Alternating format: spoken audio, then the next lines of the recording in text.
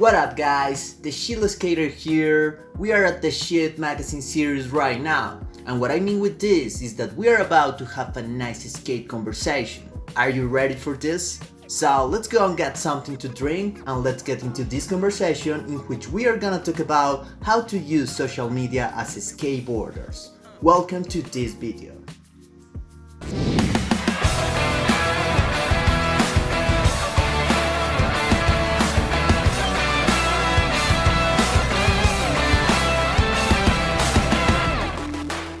Well, in this video we are talking about social media and skateboarding.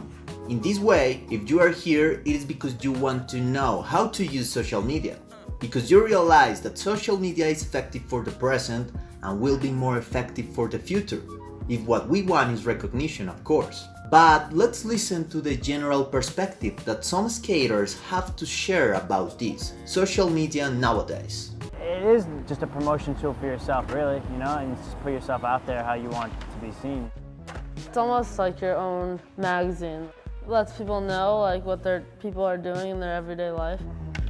What Alex Midler just said is interesting. Our social media is like our own magazine. And the best thing about this magazine is that we can create an authentic concept. This is a tool that allows us to express in the way we want, with our own style and essence. The tool with which we can show our skills to the world, and in that sense start receiving love from the community. So now is a good time to listen to a specific opinion from a legendary skateboarder, Jamie Thomas, talking about social media nowadays. Social media has given each skateboarder their own voice in order to be able to create their own brand. You can promote a product and you can tell your story and you can get it out there in seconds, and you have the ability to tell it the way you want to tell it. If you suck at telling it, then that is what it is. If you want to see results with your social media, then you have to make a decision. Are you in or out social media? Because yeah, I know that it can be very frustrating to think that succeeding in social media is like the only way to succeed in our skate careers. It doesn't have to be in this way. But at the same time, if what we want is recognition and we want that the brands get interested in us, then we need to influence people. And what better than social media to achieve this goal? So we really need to do the homework. If you are doing social media, we suggest that you show up your work in a more intimate way, from your own experiences and your own truth. You don't need to be the center of attention, but to the contrary, you can be the bridge between your way of seeing a trick and the other skaters' perspectives. For your social media, being the difference is really important, and depending on the digital platforms that you choose, you will be able to make your own personal and authentic format. Remember always that creativity is essential for success. This is more important than the numbers, and of course more important than the algorithm. Creativity and authenticity is everything you need to succeed. So my personal advice to get the numbers is don't care too much about the numbers. Knowing the hacks for the algorithm could be useful, but it's more useful to focus on the quality of the content that we are going to post in our social media. But before focusing on the quality and before focusing on the structure that we are going to produce, we need to recognize the essence of our content. For example, the essence of our Lindy Rod is being gnarly, doing the most crazy and insane tricks that have never been done before.